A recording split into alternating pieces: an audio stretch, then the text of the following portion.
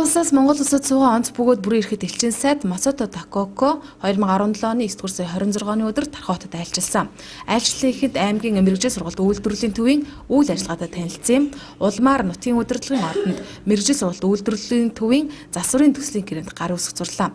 Гэрээнд зурснаар Япон улсын засгийн газрын босолтгүй тусламж өвсний үндэс хөтөлбөрийн хүрээнд 185 сая төгрөгийн өртөгтэйгээр мэрэгжил сургалт үйлдвэрлэлийн төвийн сантехникийн засварыг иж бүрэн шинжилэн сарын хугацаанд хүлээлгэж өгөх ажээ.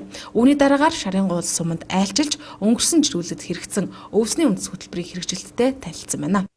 Бид орон нутгата Японы засгийн газраас хэрэгжүүлж байгаа өвсний үндэс хөтөлбөрөөр хэрэгжүүлсэн ажлуудаа бас танилцуулж дараагийн удаад бас хэрэгжих боломжтой байгууллагууд төсөл хэрэгжих боломжтой байгууллагуудаар бас үзүүлж танилцуулж явна. Өнгөрсөн 2015 онд бид шарын гол сумын удирдлагууд мөн аймгийн засгийн даргын дэмжлэгээр бид Японы элчин сайдын газартай холбоо тогтоож шарын гол суманд 332 сая төгрөгийн буцалтгүй тусламжаар 2 төсөл арга хэмжээ хэрэгжүүлсэн байгаа.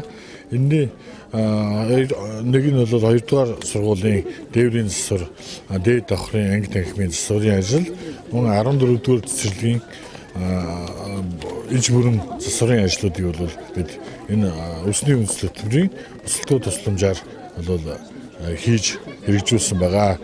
Энэ ажлуудаа өнөөдөр бас Японы элчин сайд үзэж танилцж бас хэрэгжүүлсэн байдал дээр бол нэлээд сэтгэл хангалуун байна гэж өөрөө ярьж байна. 2015 онд тус суманд өвсний үндэс хөтөлбөрийн хүрээнд 14 дугаар цэцэрлэгийн гадна бусаад анги танхим сантехникийн засвар, 2 дугаар сургуулийн дээвэр анги танхимын засварын ажилдаа Япон улсаас Монгол улсад суугаа онц бөгөөд бүрэн ирэхэд элчин сайд биечлэн танилцсан юм.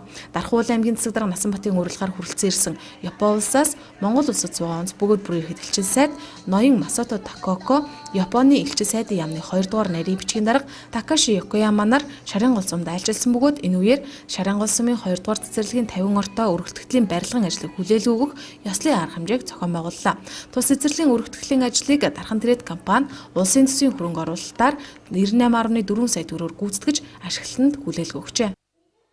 Одоо хэрэгжиж байгаа мэрэгжил сургалт үйлдвэрлэлийн төв дээр очсноор ямар хүүхдүүдэд яг үр дүнгээ өгөх вэ гэдгийг харж чадсан байгаа.